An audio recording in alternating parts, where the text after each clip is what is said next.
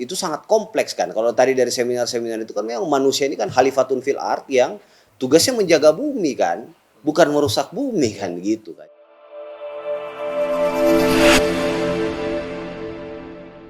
Apa gagasan ekologi spiritual yang akan dibawa di Rakornas kali ini? Ini kan menyambung apa yang disampaikan Ketua Umum DR20.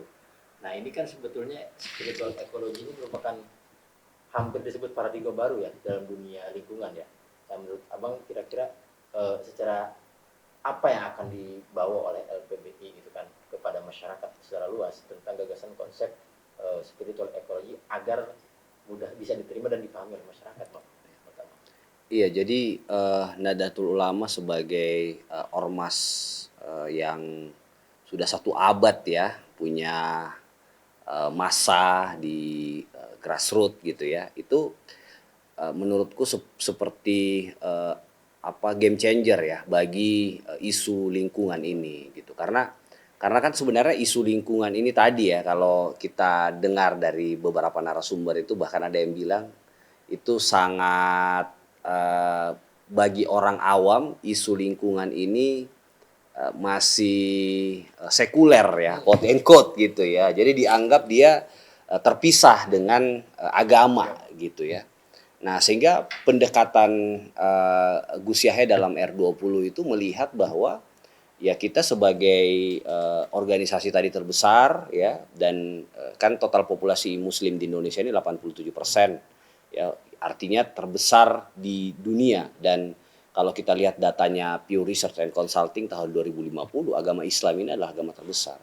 Jadi Nahdlatul Ulama ini sebagai organisasi Islam terbesar di dunia, sekaligus juga organisasi beragama terbesar di dunia, sehingga apapun yang dilakukan itu akan sangat menarik kan. Makanya kan dari berbagai negara waktu R20 itu datang semua ya. Ini aku lihat sebagai orang yang coba memahami lah apa yang terjadi di dunia, dan bagaimana Gus Yahya memainkan peran sebagai ketum PBNU dan menyadari bahwa potensi kita ini sangat besar gitu kan. Dan dalam satu kesempatan ketika LPBI PBNU beraudiensi dengan beliau sangat berharap betul. Makanya tema kita sebelumnya itu berubah gitu, dan kita menarasikan bahwa ya ekologi spiritual ini upaya untuk menunaikan visi 1 abad NU-nya itu, merawat jagat, membangun peradaban gitu. Oke, menarik Bang. Karena kan ini bahasa yang cukup asing bagi awam, Bang. Khususnya bagi masyarakat awam tentunya ya, tentang spiritual ekologi. Mungkin bisa digambarkan secara ringan saja kepada masyarakat. Apa sih sebenarnya gagasan ekologi, spiritual ekologi itu dalam pandangan Abang khususnya? Bagaimana coba menerjemahkan apa yang ingin disampaikan di sini gitu, sebagai ketum PBNU yang nanti akan disampaikan kepada masyarakat. Apa sih secara ringan? Ekologi spiritual apa sih? Biar masyarakat juga gampang nyelanya. Ya memang ekologi spiritual tadi ini berat kan. Satu sisi ekologi spiritual kan. Makanya menurut saya posisi PBNU ini menjadi sangat sentral gitu. Kenapa sentral? Karena kita punya grassroots gitu ya, kita punya jamiah yang tersebar gitu ya, tidak hanya di kota tapi di pelosok ya, sampai di desa-desa gitu. Sehingga kalau PBNU yang bersuara ini, semua orang pasti punya rasa penasaran kan. Apalagi jamiah kita yang terbesar tadi ini kan, apa sih ini kan. Dan kan saya yakin betul ini tidak akan berhenti di sini. Ini akan seperti bola salju, dan memang ya seperti itulah tugas pengurus besar kan, Nahdlatul Ulama itu. Dia punya gagasan yang besar, kemudian kita ini misalnya LPBI PBNU ini kan menerjemahkan misalnya kenapa kita melakukan di pesantren hijau misalnya. Kenapa kita melakukan ini di Al-Hamidiyah misalnya. Karena Al-Hamidiyah ini sebagai pesantren yang bersih gitu ya, yang misalnya nggak ada yang ada larangan merokok misalnya di sini kan, dan sejumlah aturan-aturan lain yang kemudian kalau ke Al-Hamidiyah atau ke pesantren NU ini bersih loh. Ekologi spiritual itu pesantren yang bersih, pesantren yang tertib gitu kan, akhirnya kan bisa kita maknai sesederhana itu kan. Jadi menurutku nggak bisa juga kita bilang bahwa gagasan Gus Yahya ini berat sehingga tidak bisa diterjemahkan. Justru tugas kita semua ini menerjemahkan gagasan itu dalam bentuk-bentuk praksis misalnya.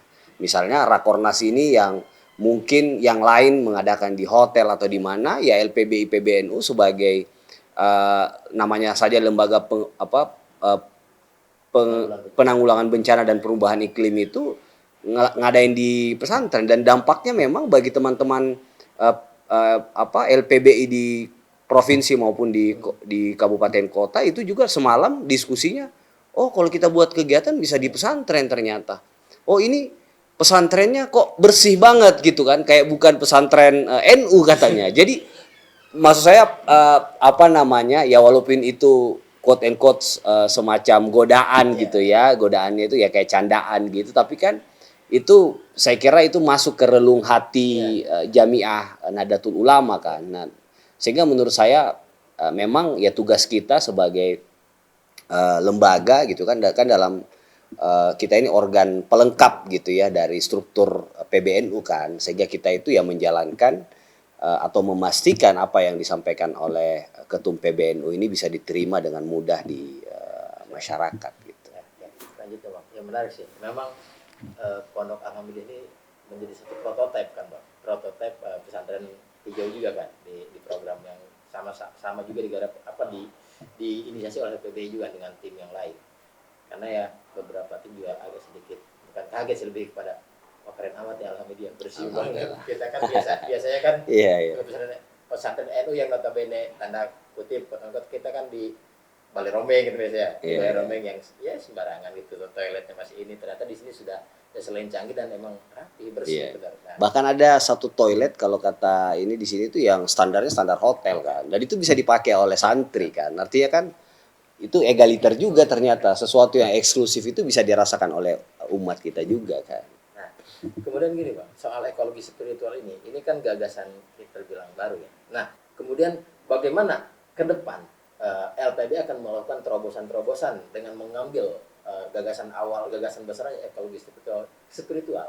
Karena yang kita tahu tidak bisa kita pungkir dong, ke depan kita akan berbenturan dengan isu-isu kepentingan yang memang oleh kelompok-kelompok yang ada di wilayah lingkungan itu, yang punya kepentingan di wilayah lingkungan. Ya nggak perlu kita sebut secara detail lah.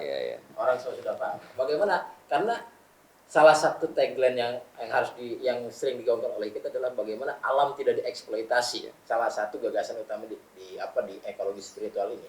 Nah, sedangkan pada faktanya beberapa kasus penemuan terjadi di negara kita lah, nggak usah jauh-jauh. Nah, gimana kira-kira Abang mengantisipasi gerakan-gerakan yang akan dilakukan oleh LPBI khususnya sebagai wakil PBNU ke depan untuk menghadapi tantangan itu, Bang?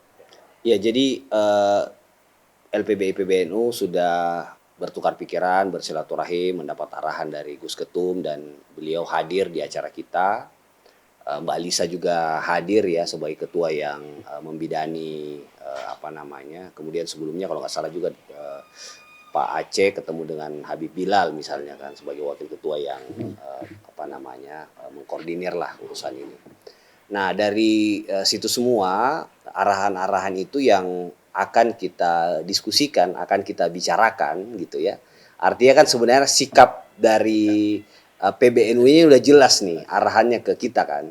Nah, berikutnya kita akan terjemahkan nih, makanya Rakornas ini menjadi sangat berharga gitu. Tentu ada yang akan banyak kejutan-kejutan saya kira ke depan, bagaimana posisi Nahdlatul Ulama dalam hal ini direpresentasi oleh sikap LPBI PBNU gitu ya dalam merespon tadi kan soal-soal eksploitasi lingkungan ya dan seterusnya itu kan kita ini tidak lagi, kalau tadi bahkan Mbak Alisa ngomong, ini bukan cuma urusan jamiahnya NU, ini bukan cuma umatnya kita kan, tapi di luar itu bahkan di dunia kan.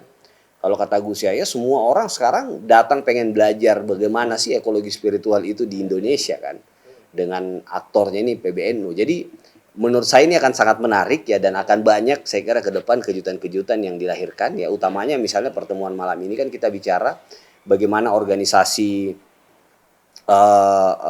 LPBI NU ini gitu ya dari pusat sampai ke bawah, bagaimana relasinya satu sama lain, dan yang paling penting poin-poin rekomendasinya. Nah, menurut saya di poin-poin rekomendasi ini akan sangat menarik sih ya, dan saya ya mungkin biar TVNU ini bisa lebih intensif gitu ya dengan LPBI PBNU, jadi nanti akan disampaikan sendiri juga mungkin oleh ketua kami dan juga nanti ya atas arahan Gus Yahya sebagai ketua umum tentunya. Jadi kita ini sekali lagi cuma perpanjangan tangan PBNU, bagaimana sikap PBNU itu ya akan kita representasikan di bawah gitu. Gimana model advokasi, Mungkin- keberpihakan dan Mungkin bisa kalau disepil lah. Ah, Satu rekomendasi lah, atau mungkin satu gagasan yang akan coba dipropos oleh LPBI di forum itu kan, karena nggak mungkin dong LPBI nggak bawa bahan, nggak mungkin LPBI nggak punya pegangan untuk bagaimana bertukar gagasan dengan LPBI di wilayah. Mungkin bisa disepil bang satu. ya tadi kan sebenarnya Mas sudah ngomong kan bahwa bagaimana terhadap isu kerusakan lingkungan ini, bagaimana posisi PBNU ya dalam hal ini direpresentasi oleh LPBI kan. Nah itu saya kira salah satu hal yang ya kan kalau kerusakan lingkungan ini banyak kan ya soal ya macam-macam lah ya kan ya ini kalau saya ngomong itu ntar spillnya berlebihan tapi saya kira kalau kita bicara satu isu itu misalnya kerusakan lingkungan kan eh, ini akan sangat menarik kan, akan sangat menarik ya di tengah bagaimana tadi Indonesia Islam dalam hal ini yang didorong oleh Nahdlatul Ulama ini memainkan peran untuk merawat jagat, membangun peradaban itu kan poinnya sangat luar biasa ya, merawat jagat, membangun peradaban kan itu sangat kompleks kan. Kalau tadi dari seminar-seminar itu kan memang manusia ini kan khalifatun fil ard yang tugasnya menjaga bumi kan, bukan merusak bumi kan gitu kan. Jadi menurut saya tentu akan spill tipis-tipisnya itu akan ke sana tuh, akan memposisikan kembali kita sebagai khalifatun fil ard gitu. Oke, selanjutnya bang, ada nggak bang rencana ke depan dari LPBI sendiri untuk melakukan training atau pelatihan khusus kepada para pengurus atau jajaran di bawahnya? Kan tadi ada beberapa aktivitas yang dilakukan LPBI yang itu perlu keahlian khusus, yang sebagaimana disampaikan di seminar-seminar tadi itu. Akan ada nggak bang ke depan pelatihan khusus untuk tim-tim satgas yang di LPBI itu?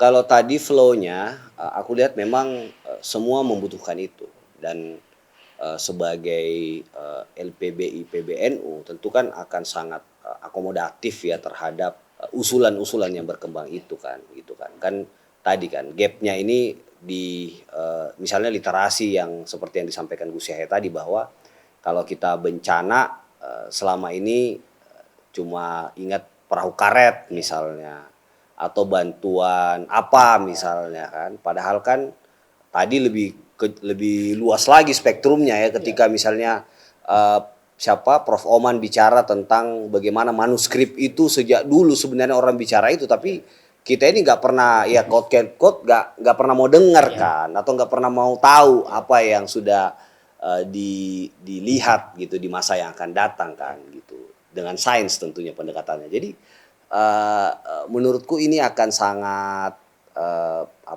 menarik ya dan ini sekali lagi akan mendudukkan kembali saya kira peran ya pengurus besar Nahdlatul Ulama gitu ya dalam merespon kebutuhan-kebutuhan yang ada di daerah. Misalnya sebagaimana arahan juga dari silaturahim kita semalam dari Pak Halik ya. Saya banyak merefer tokoh-tokoh kita ini, pimpinan-pimpinan karena kalau saya kan ya perannya sekarang sebagai pelaksana dan yang juga merepresentasi dan juga di SC kan gitu ya. Jadi semalam misalnya kita diskusi bahwa kegiatan-kegiatan yang akan ada ke depan itu ya akan kita pusatkan di daerah-daerah misalnya gitu kan. Nah itu kan sebenarnya memerankan teman-teman resources kita yang ada di daerah yang sangat besar ini gitu ya. Tidak hanya tadi urusan yang merespon bencana kan. Nah tapi kan dengan kita kasih mereka tanggung jawab atau teman-teman kita tanggung jawab kan tentu mesti ada transfer knowledge di sana kan.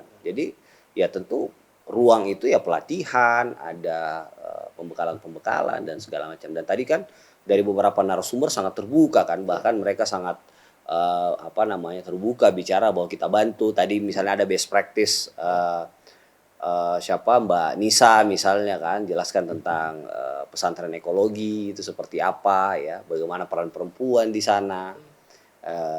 Terus yang lain misalnya bagaimana hidroponik lah macam-macam kan itu kan sebenarnya udah banyak lah contohnya kan, tinggal gimana contoh ini kita perluas ya, agar ini bisa dirasakan. Dan saya kira tadi Gus Yahya menyebut ekologi spiritual ini kan, oh orang udah ketemu best practice-nya yang mana kan. Oh ini maksudnya pesantren hijau, oh ini maksudnya pemberdayaan masyarakat yang ada di bawah dan seterusnya kan. Jadi saya kira itu yang luar biasa, dan sekali lagi ya ke depan kita akan melaksanakan ya, menunaikan apa yang menjadi amanah dari Pengurus Besar Nahdlatul Ulama kepada LPBI. Terakhir Bang, mungkin pesan Abang dan harapan Abang kepada ya nggak cuma ke Jamiah Nahdien ya, ke masyarakat terkait tadi kewajiban kita atau urgensitas kita bagaimana untuk menyuarakan tentang keseimbangan nature antara ya manusia dan alam. Pesan Abang kepada masyarakat dan secara umum. Ya sederhananya kan, kalau gagasan besarnya itu Khalifatun fil Ard tadi ya, itu kan konsekuensinya dua kan, dia merawat lingkungan dan tidak merusak gitu. Jadi sebenarnya sangat mudah memahami itu ya, kalau kita perbanyak contohnya ya, setelah kita tahu pengetahuannya kita perbanyak contohnya. Kita mulai dari diri kita sendiri, kita mulai dari lingkungan terdekat kita gitu ya, dari bagaimana misalnya terhadap buang sampah aja yang sederhana. Misalnya di sini kita ditunjukkan santri itu nggak boleh buang sampah sekecil apapun itu ya. Itu kan bentuk dia menjaga buminya, dia juga tidak merusak kan gitu kan. Jadi ya ada juga yang seperti pengen menjaga tapi di satu sisi tadi kan ya kan merusak kan gitu. Jadi menurutku kedua ini harus sejalan, karena Khalifatun fil Ard tadi itu kan berjalan di dua kaki itu sih gitu. Jadi tugas manusia sebagai representasi Tuhan gitu ya, menjaga bumi yang sudah di luar biasa, kita dapat manfaat banyak di sana gitu ya. Tapi kita tidak bisa menjaganya kan gitu. Berarti Bang soal kesadaran Bang ya. Ya, saya kira itu yang menurutku mesti kita miliki semua kan. Dan itu kan tidak sulit kan, tidak sesulit kita memahami tadi kan. Tapi faktanya Bang, ternyata di lapangan susah juga Bang. Ternyata banyak juga ya, mungkin termasuk kita orang-orang yang nggak sadar. Apa perlu nggak Bang menurut Abang Indonesia ini menerapkan sistem kayak di negara-negara maju kayak Jepang, Singapura, orang buang sampah itu bayar? Perlu nggak sih? Denda ya. Denda. Ya itu mesti dikaji lebih dalam sih ya, karena memang kan ini membangun budaya ya, membangun budaya gitu. Tapi kalau tadi pendekatannya sudah masuk tadi kan, ekologi spiritual, ini udah masuk ke agama. Itu kan mengikat kan. Jadi kita kan beragama ini tidak bebas kan gitu. Itu kita ada aturan-aturannya. Nah, aturan ini yang harus kita berjalan di koridor itu. Nah, makanya Nahdlatul Ulama sekali lagi jadi game changer dalam urusan merawat jagat, membangun peradaban ini. Oke, baik. Terima kasih Bang Arif atas waktunya, menarik. Mudah-mudahan di Rakornas ini menemukan formulasi lah. Amin. Formulasi sinergitas dan apa yang dicita-citakan oleh LPBI sebagai penerjemahan dari ketum ini bisa berjalan lancar sesuai dengan apa yang diharapkan. Makasih Bang Arif. Sama-sama. Amin. Amin. Terima kasih. Dan buat teman-teman semuanya terima kasih. Oke Bang Arif. Terima kasih.